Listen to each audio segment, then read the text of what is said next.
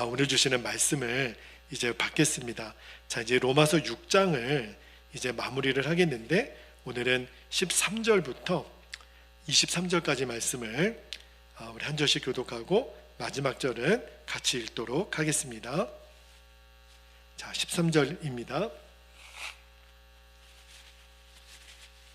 또한 너희 지체를 불의의 무기로 죄에게 내주지 말고 오직 너희 자신을 죽은 자 가운데서 다시 살아난 자같이 하나님께 드리며 너희 지체를 의의 무기로 하나님께 드리라. 죄가 너희를 주장하지 못하리니 이는 너희가 법 아래에 있지 아니하고 은혜 아래에 있음이라. 15절. 그런즉 어찌하리요? 우리가 법 아래에 있지 아니하고 은혜 아래에 있으니 죄를 지으리요? 그럴 수 없느니라. 너희 자신을 종으로 내주어 누구에게 순종하든지 그 순종함을 받는 자의 종이 되는 줄을 너희가 알지 못하느냐? 혹은 죄의 종으로 사망에 이르고 혹은 순종의 종으로 의에 이르느니라. 17절. 하나님께 감사하리로다. 너희가 본래 죄의 종이더니 너희에게 전하여 준 바 교훈의 본을 마음으로 순종하여 죄로부터 해방되어 의에게 종이 되었느니라. 19절. 너희 육신이 연약함으로 내가 사람의 예대로 말하노니 전에 너희가 너희 지체를 부정과 불법에 내주어 불법에 이른 것 같이 이제는 너희 지체를 의에게 종으로 내주어 거룩함에 이르라. 너희가 죄의 종이 되었을 때에는 의에 대하여 자유로웠느니라. 21절. 너희가 그때 무슨 열매를 얻었느냐? 이제는 너희가 그 일을 부끄러워하나니 이는 그 마지막이 사망임이라. 그러나 이제는 너희가 죄로부터 해방되고 하나님께 종이 되어 거룩함에 이르는 열매를 맺었으니 그 마지막은 영생이라. 23절 함께요. 죄의 삭은 사망이요 하나님의 은사는 영생이니라. 아멘. 하나님 말씀입니다. 자, 오늘 밤에는 그 로마서 강의 이제 11번째 말씀이에요. 로마서 6장 이제 마지막 부분인데, 설교 제목이 마음만 바뀌면 가장 쉬운 것이 순종이다 라는 제목으로 말씀을 좀 나누고 기도할게요. 여러분, 지난주에 제가 여러분께 그런 말씀을 드렸어요. 복음은 뭐가 아니라 그랬죠? 교리가 아니에요. 복음은 생명입니다. 여러분, 복음을 우리가 교리로 이해되는 것과 생명으로 이해되는 것은 너무너무 큰 차이가 있습니다. 복음을 교리로만 이해하는 성도들에게는 주의 강력한 역사하심이 경험되지가 않아요.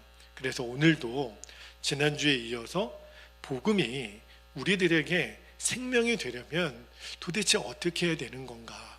그죠? 여러분, 너무나도 많은 성도들이 기독교 복음을 그저 교리로만, 머리로만 이해하고 그것으로 만족하니까 우리들의 삶에 강력한 역사가 안 나타나는 거예요. 그 대표적인 게 뭐냐면 복음이 내 삶을 바꾸어내지 못합니다. 우리는 늘 마음속에 어떤 생각을 갖고 있느냐면 나는 이대로 살다가 죽을 거야.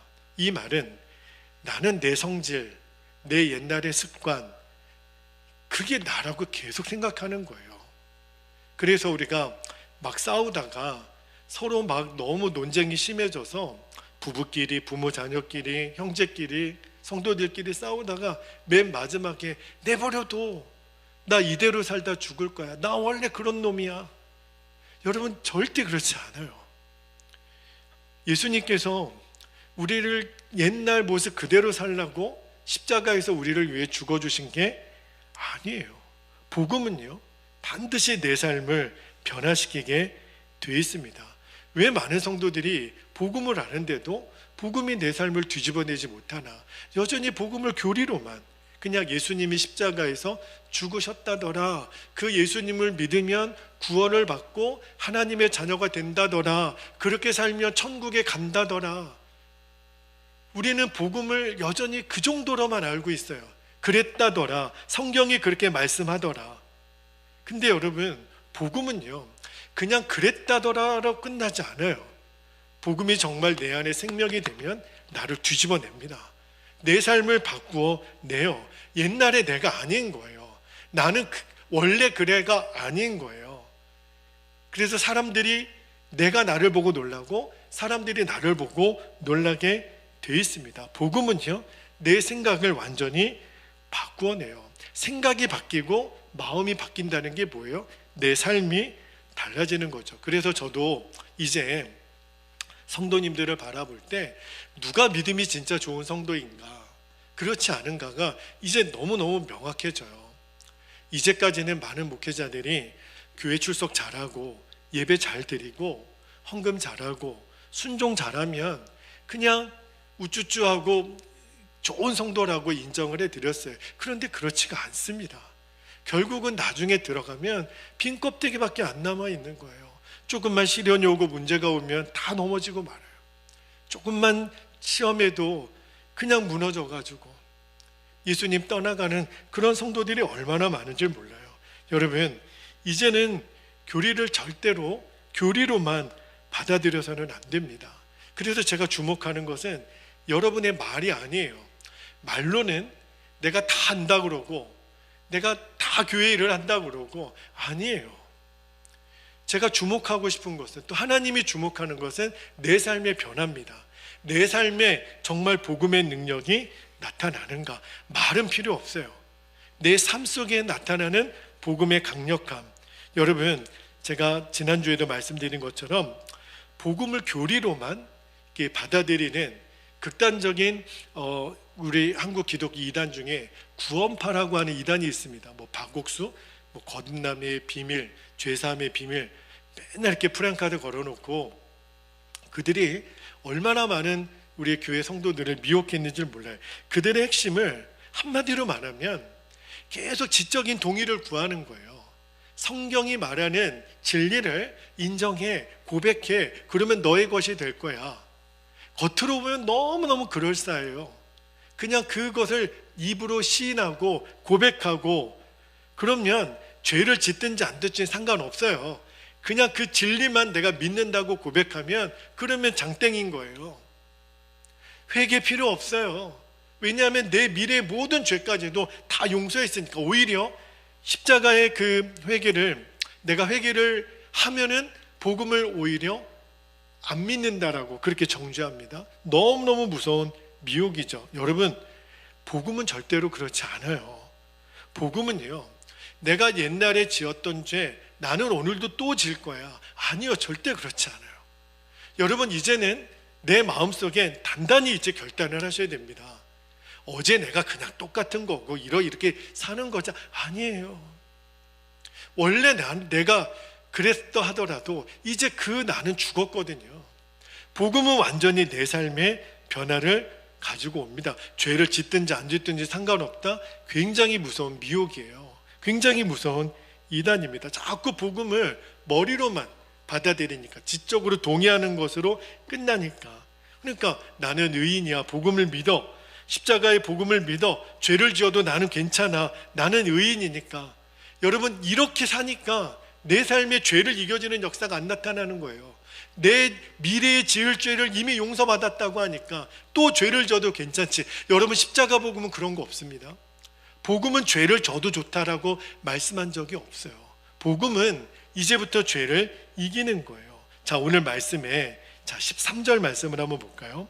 13절에 보니까 또한 너희 지체를 불의의 무기로 죄에게 내주지 말고 오직 너희 자신을 죽은 자 가운데서 다시 살아난 자 같이 하나님께 드리며 너희 지체를 의의 무기로 하나님께 드리라. 의의 무기로 드리라는 게 무슨 말이에요? 이제는 죄가 이겨진다라는 것을 삶으로 보이라는 거예요. 그렇게 믿으라는 거예요. 14절에도 죄가 너희를 주장하지 못하리니 이는 너희가 법 아래 있지 아니하고 뭐 아래 있어요? 은혜 아래 있습니다. 15절에도 그런즉 어찌하리요? 우리가 법 아래 있지 아니하고 은혜 아래 있으니 죄를 지으리요? 그럴 수 없느니라. 여러분, 죄 지어도 괜찮아. 절대 미혹입니다. 그러니까 죄를 안 지을 수도 있겠지만, 그러니까 죄를 짓고 안 짓고의 문제가 아니라 죄를 짓는 것을 용납하는 것은 절대로 하나님의 뜻이 아니에요. 복음은요, 이제부터 죄를 지을 수가 없다, 이렇게 말하는 거예요. 복음은 죄를 져도 좋다고 말한 적이 없어요. 물론 우리가 죄를 짓는다고 해가지고 하나님의 자녀가 되는 것에 취소가 되는 것은 아닙니다. 우리는 이미 구원받은 자녀예요. 그 진리는 변함이 없어요. 그러니까 그 점에 있어서는 복음으로 구원받을 때 우리가 다 이미 이루어진, 그죠? 그런 진리는 복음으로, 복음이라는 교리가 필요하죠. 예수님이 십자가에 죽으실 때 내 죄가 사함받고 내가 하나님의 자녀가 되었다, 이거는 우리가 교리로 확인되는 믿음 맞아요. 자, 그런데 한 가지만 말씀드릴게요. 그래서 내가 하나님의 자녀가 됐다, 그래서 모든 것이 끝나는 것은 아닙니다. 자, 예를 하나 들어볼게요. 여러분, 어느 고아원에서 어떤 아이가 자랐는데 어떤 그 복지가가 내가 이 고아원에서 참 이렇게 바르고 잘 자란 아이를 입양하겠습니다. 그래서 그 아이가 이제 뭐 중학생 때 입양을 했다고 한번 생각해 보세요. 자, 여러분, 그 아이가 새 집에, 새 부모님, 새 가족들의 집에 들어가서 내가 이 집의 아들로 내가 사는 것에 있어서는 굉장히 처음에는 낯설겠죠. 그런데 이 아이가 어떤 믿음이 필요하냐면, 나는 이제 고아원에서의 삶의 내가 아니야, 나는 이제 이 집의 어엿한 아들이야 라고 하는 믿음의 고백, 확신이 필요합니다. 마찬가지로 우리가 복음으로 구원받을 때 우리가 예수님의 십자가로 인해서 내 구원이 이루어졌어요.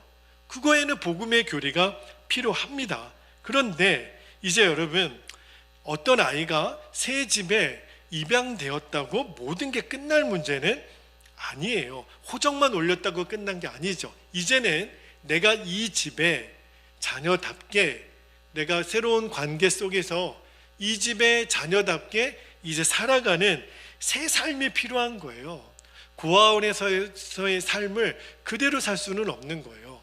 고아원에서 예를 들어 막 손으로 밥을 먹고 막 엉터리로 살고 공부도 안 하고 막 거친 욕도 하고 막 이렇게 살았다 하더라도, 이제는 내가 신분이 바뀐 것과 동시에 모두 바뀌어야 되죠. 내 삶도 바뀌어야 되는 거예요. 여러분, 입양을 왜 부모님이 합니까? 이제는 더 이상 고아원에서의 삶을 완전히 바꿔주려고. 이제 너는 더 이상 고아가 아니야, 부모님이 있어. 그리고 우리 집에 있어서는 너는 새로운 아들로서의 삶을 살아가는 거야. 삶을 바꾸기 위해서 입양도 하는 거잖아요. 여러분, 우리가 예수님을 믿고 하나님의 자녀가 되는 신분의 변화는 옵니다. 그 점에 대해서는 이 복음의 교리가 역할을 하죠. 그런데 문제는요, 삶이 바뀌어야 된다는 거예요. 그게 바로 거듭남이라고 하는 의미입니다. 여러분, 내가 예수님을 믿고 영접을 했는데도 나는 여전히 타락한 본성 그대로 가지고 살아요. 이건 절대 하나님의 계획이 아니에요. 로마서 말씀에 보면 우리는 양자됐다, 그렇게 이야기를 하거든요. 예수님의 핏값으로. 그러면 이제 하나님의 자녀답게 사는 삶으로 하나님이 우리를 초청해 준 거예요. 아니, 이름만 하나님의 자녀고 사는 모습은 세상의 자녀면 하나님이 뭐하러 우리를 구원해 주신 겁니까? 우리가 바뀌어야 되는 거죠. 우리가 세상 사람들과 똑같이 살라고 우리를 구원해 주신 게 아니잖아요. 자, 그러면 복음은 우리를 완전히 하나님의 자녀로 우리의 삶을 바꾸기를 하나님은 원하시는데, 어떻게 하면 그게 가능한가? 어떻게 가능하죠? 교회를 열심히 다니고 예배 생활을 잘하고 목사님 설교 말씀을 열심히 들으면 내 삶이 저절로 변하나요? 우리의 힘으로는 안 되는 거예요. 그래서 하나님이 우리의 삶을 진짜 본질적으로 바꿔주기 위해서 하나님이 하신 일이 뭐죠? 우리에게 성령님을 보내주신 거예요. 제가 오늘 예배를 인도하고 우리가 합심기도할 때 성령님 오늘 우리 안에 오시고 다스리시고 완전히 우리를 장악해 달라고 기도했던 이유가, 복음의 완성은 하나님이 성령을 우리에게 보내주신 것으로 완성이 되는 겁니다. 여러분, 복음은요, 교리가 아니에요. 하나님은 우리에게 교리를 주신 게 아닙니다. 진짜 새 삶을 살도록 능력을 주신 거예요. 그래서 우리 안에 성령을 보내주신 겁니다. 여러분, 예수님이 나를 위해서 죽으셨죠.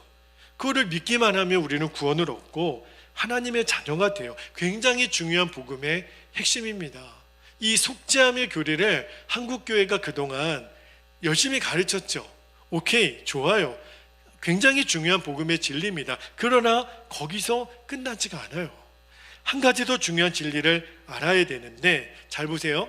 예수님이 나를 위해서 죽으신 것, 그리고 부활하셔서 이제 나의 생명이 되시는 것, 그거를 내가 정말 믿고 그 복음을 받아들이면 어떤 약속이 이루어지냐면, 하나님이 약속하신, 예수님이 너희가 약속하신 것을 뭐하라 그랬어요? 기다리라. 그 약속하신 게 뭐예요? 바로 성령님이 내 안에 오시는 거예요. 여러분, 나는 죽고 예수로 산다. 예수로 사는 것의 핵심이 바로 성령님 그분이세요. 그러니까 복음의 완성, 복음의 결론은 성령의 오심을 아는 데 있습니다. 여러분 안에 지금 성령님이 계신 것을 믿으십니까? 그런데 내 안에 성령님이 계신 것도 너무나도 많은 성도들이 그랬다더라. 목사님이 예수님 믿으면 예수 믿는 모든 사람에게는 성령님이 내 안에 계신다더라, 이렇게 알고 끝나는 경우가 또 너무 많아요. 교회에서 예배 드리고 막 성령 충만 막 이렇게 받을 때는 성령님이 내 안에 계신 것 같은데, 내가 막 혈기 부리고 음란한 죄를 짓고 막 싸우고 그러면 우리 마음에 어떤 마음이 있냐면, 성령님이 계셔도 내가 너무 민망해요. 성령님 잠깐만 좀 나가주세요. 이런 판국이에요. 성령님이 실제로 내 안에 계시다라는 것을 여전히 또 교리로만 알고 있는 성도님들이 너무 많습니다. 여러분, 이제는 잘 기억하셔야 돼요. 성령님을 그래서 교리로만 알지 않고 우리가 성령님을 내 안에 계시다라는 것을 정말 안다라고 하는 표현을 성령님을 인격적으로 안다 그래요. 그 표현을 쓰는 거예요. 그래서 성령님, 제가 인격적으로 주님을 알기를 원합니다. 인격적으로는 교리적으로의 반대말입니다. 정말 너무너무 친밀한 거죠. 여러분, 우리가 한 가족이 같이 살 때 우리가 아내의 뭐 좋아하는 음식 또는 뭐 아내의 혈액형, 아내의 모든 것을 다 안다고 해가지고 나는 당신을 다 알아, 이렇게 알아지는 게 아니에요. 아내하고 저는 너무너무 친밀한, 이거는 어느 누구도 대신할 수 없는 그 친밀함으로 알아가는, 그래서 눈빛만 봐도 손만 잡아도 뭔가 마음이 전해지는 그 관계, 그거를 인격적인 관계라 그러는 거예요. 나는 남편이고 당신은 아내고 그냥 밥만 같이 먹고 잠만 같이 자는 것, 그게 무슨 부부예요? 그죠? 그거는 그냥 유령 부부나 마찬가지죠. 인격적으로 아는 게 아니에요. 그러니까 성령님이 내 안에 계시다라는 것을 내가 인격적으로 안다라는 것은 성령님이 지금 나와 너무너무 함께 계시다라는 것이 느껴지는 거예요. 매 순간 성령님 나와 동행하고 계시는군요. 성령이 지금 나를 다스리시는군요. 자, 성령님이 우리 안에 왜 오실까요? 아니, 하실 일이 있으니까 오시는 거 아니에요. 성령님이 우리 안에 오셔서 하시는 일은 우리 마음을 바꾸는 거예요. 우리 마음을 바꿔주시려고. 그러니까 여러분, 우리들의 삶에 이 변화에 초점이 있는 거예요. 그러니까 우리는 내가 열심히 노력하고 공부하고 교양을 쌓고 뭐 상담학을 전공하고 좋은 강의를 듣고, 여러분 요즘 TV 프로그램에 좋은 그런 상담 강의가 얼마나 많습니까? 무슨 박사, 김옥 무슨 강사, 들으면 뭐 너무 재밌고 말도 너무너무 잘해요. 그죠? 그런데 그런 강의를 많이 듣고 좋은 상담을 받아서 내 삶이 달라지는 게 아닙니다. 내 삶의 근본적인 변화는요, 내가 노력해서 교양을 쌓아서 책을 통해서 바뀌는 게 아니에요. 내 삶은 저절로 바뀌어지는 겁니다. 누구에 의해서? 내 안에 계신 성령님에 의해서. 노력이 아니에요. 저절로 되어지는 거예요. 내 안에 성령님이 내 마음을 바꾸시는 거예요. 그러니까 마음이 바뀌는 게 모든 것을 바뀌는 것과 똑같은 말이거든요. 자, 에스겔서 말씀을 한번 볼게요. 에스겔서 36장 26절에 보면 성령이 우리 안에 오셔서 역사하시는 것을 이미 에스겔 선지자가 이미 예언을 했어요. 26절에 또 새 영을 너희 속에 두고 새 마음을 너희에게 주되 너희 육신에서 굳은 마음을 제하고 부드러운 마음을 줄 것이며, 이게 마음을 바꾼다라는 표현이잖아요. 또 내 신을 너희 속에 두어 너희로 내 율례를 행하게 하리니 너희가 내 규례를 지켜 행할지라. 여러분, 하나님이 우리 안에 오셔서 하시는 일이 마음을 바꾸시겠다는 거예요. 여러분, 내 마음이 쉽게 바뀌어지던가요? 여러분, 내 마음이 어떤 때는 나도 이해가 안 돼요. 내가 지금 왜 이러지? 여러분, 그런 경험 없으십니까? 도대체 내가 지금 왜 이러지? 내가 왜 이런 마음을 품고 있지? 내 마음이 내 통제가 안 된다라는 느낌 여러분 받아보신 적 없어요? 저는 너무 많아요. 여러분, 성령님이 내 안에 왜 오시겠어요? 나도 통제가 안 되는 내 마음을 성령님이 다스려 주시려고, 성령님이 바꿔주시려고. 여러분, 하나님이 우리에게 성령을 왜 부으시겠어요? 물론 우리가 성령을 받기 전에 우리가 속죄함으로 우리 죄가 사함받는 게 필요하죠. 왜냐하면 성령님은 거룩하신 분이라 우리가 죄사함을 받기 전에는 성령님이 우리 안에 오실 수가 없어요. 그러니까 성령이 내 안에 오시기 위하여 내가 죄사함 받고 예수님의 십자가 복음으로 구원받는 것, 그게 이제 성령님이 내 안에 오실 완벽한 준비가 된 거잖아요. 그래서 십자가 복음으로 내가 죄사함을 받은 그 뒤에 성령님이 내 안에 오실 수가 있는 거죠. 그런데 성령님은 내 안에 오셔서 마음을 바꾸시는 거예요. 어떤 마음으로? 새 마음으로. 그래서 여러분, 우리들 안에 크고 작은 갈등이 계속 일어나는 이유가 있습니다. 이제 제가 다음 주가 되면 로마서 7장에 들어갈 거예요. 로마서 7장에 바울이 이제 로마서 6장까지 끝내고 어떤 말씀을 전하냐면, 자 보세요. 내 안에 그 옛 육신이, 그 옛 성품에 내 자아의 마음이 있단 말입니다. 내가 육신을 가지고 있는 한 계속해서 내 육신의 본성이 일어나죠. 그런데 이제 내 안에 누가 오셨어요? 성령님이 오셨죠. 성령님이 오시면 성령님의 새 마음을 부어주세요. 그러니까 옛날 죽지 않은 내 육신의 자아와 성령이 부어주시는 새 마음이 충돌하게 돼 있습니다. 그래서 갈등이 일어나는 거예요. 그래서 사도 바울이 계속해서 내 안에 두 법이 뭐 한다 그랬죠? 싸운다 그랬어요. 그러니까 내 안에 이 육신의 마음과 영의 마음이 싸우는데, 근데 그 싸우는 마음 자체는 굉장히 좋은 신호예요. 왜요? 성령님이 내 안에 오셨다는 증거니까. 아예 세상 사람들은 그런 갈등 없어요. 여러분, 세상 사람들은 죄 짓고 나서 오늘도 아주 기분 좋네 이러고 끝나죠. 그런 갈등 없습니다.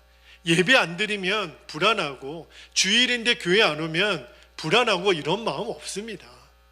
그러나 성령님이 내 안에 오신 사람들은요, 이제 새로운 갈등이 일어나요. 그냥 죄를 편하게 지을 수가 없어요. 계속 싸우거든요. 그런데 이 마음이 바뀌어질 때, 다시 말하면 성령님이 내 안에 주시는 생각으로 내 마음이 지배가 될 때, 그때부터 삶이 바뀌는 거예요.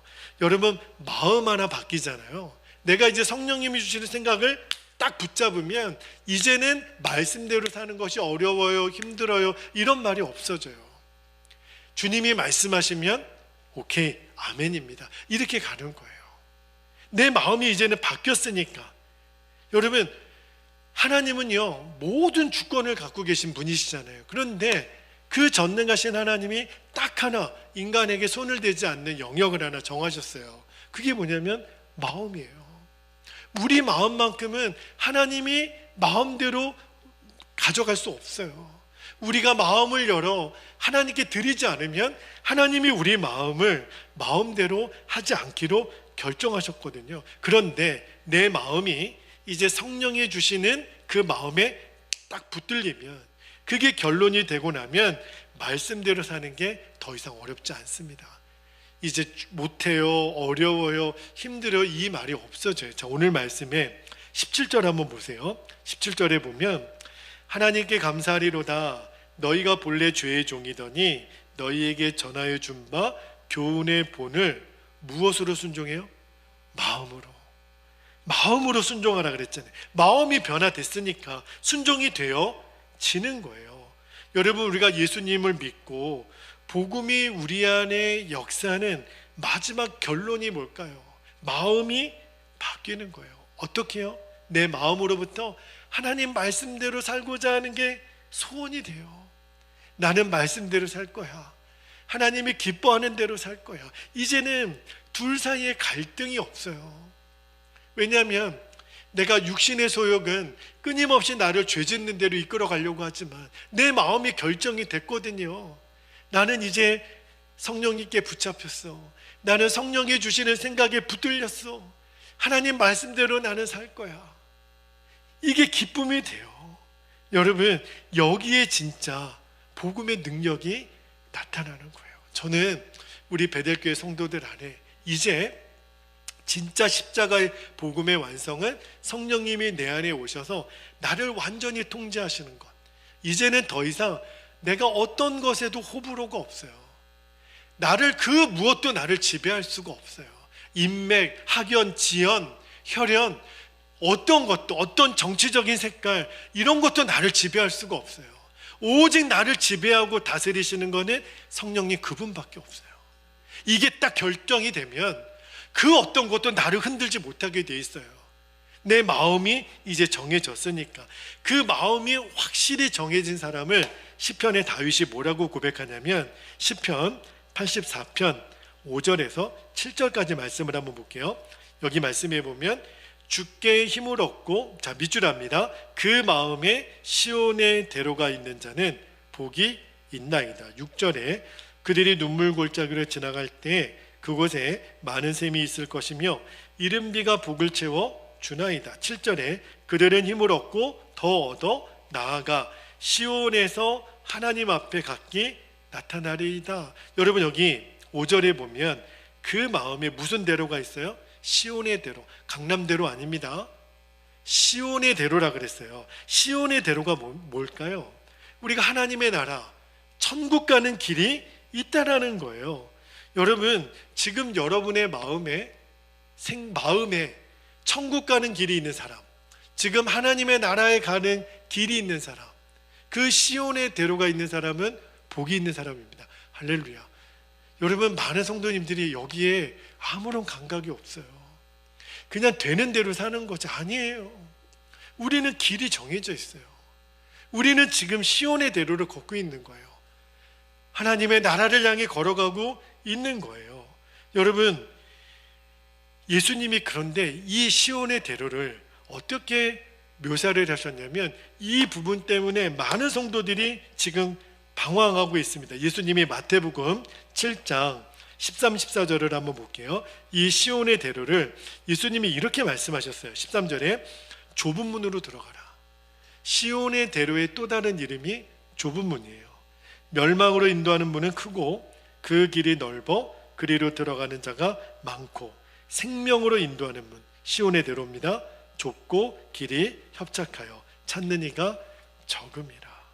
여러분, 천국으로 가는 길, 이 시온의 대로는요, 세상적인 관점으로 보면 미련해 보이고 좁아 보이고 힘들어 보이는 거예요. 여러분, 그런 생각 해본 적 없습니까?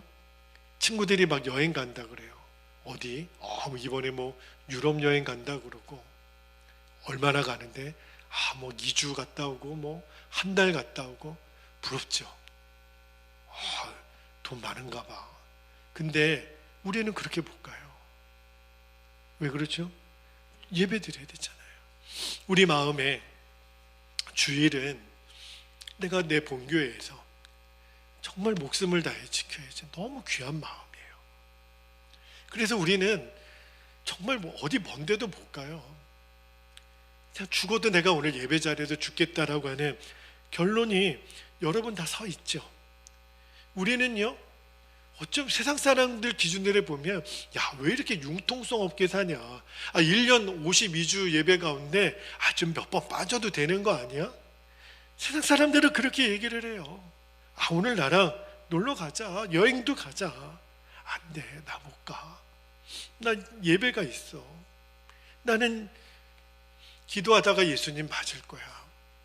세상 사람들은 다 넓은 길로 가요. 좋은 길로 가요. 편한 길로 가요. 근데 예수님은 그 길이 멸망길이라 그래요. 좁은 길, 또 돌짝밭 같은 길, 그 길을 예수님은 생명길이라 그랬어요. 그런데 우리는요, 세상 사람들은 우리 보고 좁은 길로 간다고 손가락질하지만 우리가 믿음의 눈으로 보면 내가 가는 이 좁은 길이 시온의 대로예요. 진짜 넓어 보이는 거예요. 생명길이 보이는 사람은 이 좁은 길이, 이 시온의 대로가 넓어 보이는 거예요. 왕복 8차선보다 더 넓어 보이는 거예요. 세상 사람들 눈에는 그게 안 보이는 거죠. 그래서 내 마음은 이제 좁은 길로 가는 게 기쁨이에요. 여러분, 우리가 평생 살다가 어디 좋은 데 여행 남들처럼 못 가도, 그렇죠? 남들처럼 다 누리고 살지 못해도 내 마음 안에, 그래, 나는 좁은 길이어도, 나는 세상 사람들이 예수 믿는 사람이라고 손가락질하고 융통성도 없다 그러고 나를 무시하는 것 같아도, 그래도 나는 좁은 길을 가잖아요. 이 길이 생명길이고 시온의 대로인 것을 아니까. 그래서 주님께 결단하고, 주님, 제가 오늘 이 길을 갑니다. 여러분, 이 길이 보이는 사람은요, 하나님 결국 맨 마지막 목적지가 보이는 거예요. 하나님의 나라. 내가 이 길로 계속 가면 마지막 목적지 하나님의 나라. 그래서 우리들은 마음의 소원이 생기는 거예요. 하나님 나라를 위해서 내가 이 길을 벗어나지 않겠습니다. 여러분, 이런 사람이 시온에 들어가 마음 안에 있는 사람이에요. 그런데 세상 사람들은 이 길이 싫어요. 좁아요. 내 마음대로 못하니까. 그 마음의 시온의 대로가 없으니까. 여러분, 똑같이 신앙생활을 하더라도 이 시온의 대로를 걷고 있는 성도가 있고 시온의 대로가 너무 작은 성도들이 있어요. 여러분, 이제 여러분의 시온의 대로가 세상 사람들의 관점으로 보면 좁아 보이죠. 그러나 믿음의 눈을 열면 이 시온의 대로가 넓어지게 보이는 여러분 되시기를 축복합니다. 여러분, 우리 안에 오신 성령님이 바로 그 시온의 대로이세요. 시온의 대로를 갈 수 있도록 우리 안에 계속해서 동기부여를 주시고 사모함을 주시고 간절함을 주시는 분이 성령님이세요. 그래서 그 시온의 대로가 있는 자가 결국 시온에 다다르는 거예요. 하나님 나라에 임하는 거예요. 여러분, 여러분이 얼마나 놀라운 사람들인지 세상 사람들이 알아주지 못한다고 해서 기죽지 마시기를 바랍니다. 하나님은 여러분 안에 계신 성령님 때문에 여러분은 놀라운 사람이라고 하나님은 인정해 주세요. 우리 안에 오신 성령님, 내 마음을 바꿔가시는 성령님 때문에 여러분들은 놀라운 인생을 살아가게 될 줄로 믿습니다. 여러분, 우리 별 볼 일 없는 사람 아니에요. 우리는 세상이 감당하지 못할 사람들입니다. 왜요? 우리 안에 성령님이 계시니까. 그래서 계속해서 여러분에게 내가 주인 노릇하지 말고 성령이 나를 다스리시고, 그래서 여러분에게 계속 예수님 나는 죽었습니다, 그 고백을 하게 하는 이유가 있어요. 그래야 성령님이 내 안에 주인이 되시니까. 그러니까 우리가 할 수 있는 것은, 주님, 저는 죽었습니다. 저는 제 인생의 주인이 아닙니다. 예수님이 나의 주인이십니다. 성령님 나의 주인이십니다. 여러분, 계속 그 고백을 매 순간 해보라는 거예요. 여러분이 학교에서, 직장에서, 가정에서, 교회에서 모든 순간에, 여러분이 눈 뜨고 주무실 하루 24시간 모든 시간에 이 고백을 해보라는 거예요. 나는 죽었습니다. 예수님 내 생명이십니다. 성령님이 나를 인도하십니다. 이거밖에 없어요. 모든 순간에 해보시기를 바랍니다. 그러면 반드시 성령님이 내 안에 역사하기 시작하십니다. 그분이 시온의 대로세요. 우리를 이끌어 가시는 거예요. 여러분, 이제는 더 이상 복음을 교리로만 이해하시는 것을 끝내야 됩니다. 복음은 생명이에요. 생명은 반드시 성장하게 돼 있고 생명은 반드시 역사합니다. 복음은 복음대로 있고 나는 내가 해야 할 일이 따로 있고 아니에요. 복음이 생명이에요. 나를 변화시키지 못하는 복음이 어떻게 복음입니까? 그런데 그 복음이 성령으로 나를 계속 이끌어 주시는 거예요. 다시 말하면 성령님이 나를 계속 간섭해 들어오시는 겁니다. 내가 죄를 지을 때 여러분 그런 경험이 있나요? 어떤 때 예를 들어 어느 집사님 그러시더라고요. 목사님, 제가 오늘 술집에 늘 술 먹으라는 단골 술집이 있더래요. 집사님이신데 근데 내가 딱 갔는데 그날따라 뭐 주인 사정에 의해서 일시 휴업, 아니 늘 열려있는 술집이었어요. 그런데 딱 갔더니 문을 닫았네. 무슨 뜻이죠? 내가 오늘 술 먹고 죄 짓는 것을 성령님이 막으신 거예요. 성령님이 나를 간섭해 들어오시는 겁니다. 마귀는 시나리오가 있어요. 지금 딱 미끼를 던져주면 덥석 묻는, 혈기로 물고 음란으로 물고 욕심으로 물고 거짓말로 물고, 마귀는요 낚시질하는 거예요. 우리에게 계속 미끼를 던져주면서 그거 물라고. 그런데 성령님이 나를 간섭해 들어오시는 게 뭐냐면 마귀가 나에게 낚싯줄 그 끈을 다 잘라버리세요. 그러면 마귀가 건질 게 없어요. 끈이 다 잘려버렸으니까. 성령님은 계속 저와 여러분에게 그렇게 간섭해 들어오실 거예요. 그런데 내 육신에 그게 싫죠. 내 육신의 본성을 거스리니까 성령님은 맨 하지 말라는 거는 하라 하시고 하고 싶은 거는 막으시니까. 근데 그게 진짜 사는 거예요. 그게 좁은 길을 가는 거고 그게 시온의 대로를 걷는 겁니다. 여러분, 이 눈이 열려시기를. 내가 원래 나는 그런 거 없어요. 복음은 나를 뒤집어냅니다. 성령님이 왜 내 안에 오셨어요? 내 안에 마음을 바꾸시려고. 어떤 마음으로요? 하나님 말씀대로 사는 것이 기쁨이 되고 하나님 말씀대로 사는 게 즐거움이 되는 거예요. 여러분 꼭 그렇게 되시기를 주님의 이름으로 축복합니다. 그러면요 세상이 더 이상 복음을 무시하지 못해요. 예수 믿는 사람들을 멸시하지 못합니다. 세상이 감당하지 못할 사람이 되는 비밀이 바로 여기 있어요. 이제 우리 함께 기도하겠습니다. 두 가지 기도 제목을 나누고 우리가 붙잡고 기도하겠는데요. 복음의 핵심인 내 안에 오신 성령님께 여러분 오늘 밤에 내 마음을 드리는 기도를 좀 하셨으면 좋겠어요. 성령님, 내 마음을 드립니다. 여러분, 내 마음을 엉뚱한 데 두시면 안 돼요. 내 마음을 엄한 데 두시면 안 돼요. 내 마음은 오직 성령님께 드려져야 됩니다. 그러면 성령님이 비로소 내 안에 역사하세요. 두 번째 기도 제목입니다. 성령님께서 마음껏 나를 사용하실 수 있도록 내 마음이 말씀대로 사는 순종이 가장 쉬운 길이 되게 하소서. 이미 내 마음은 확정되고 확정됐어요. 순종이 너무 기쁨인 거예요. 말씀대로 사는 것이 이제는 어려운 길이 아니라 너무 쉬운 길이 돼버렸어요. 이미 나는 시온의 대로가 열린 사람이에요. 내 안에 오신 성령님이 나를 간섭하시고 이끌어 주시니까 이제 여러분의 마음만 들이시면 돼요. 여러분, 오늘 이 밤에 여러분의 마음을 성령님께 드리십시오. 마음껏 성령님이 나를 사용하실 수 있도록 주여 나를 쓰소서, 나를 다스리소서, 나를 지배하소서. 우리 주님의 이름을 간절히 부르고 통성으로 기도하겠습니다. 주여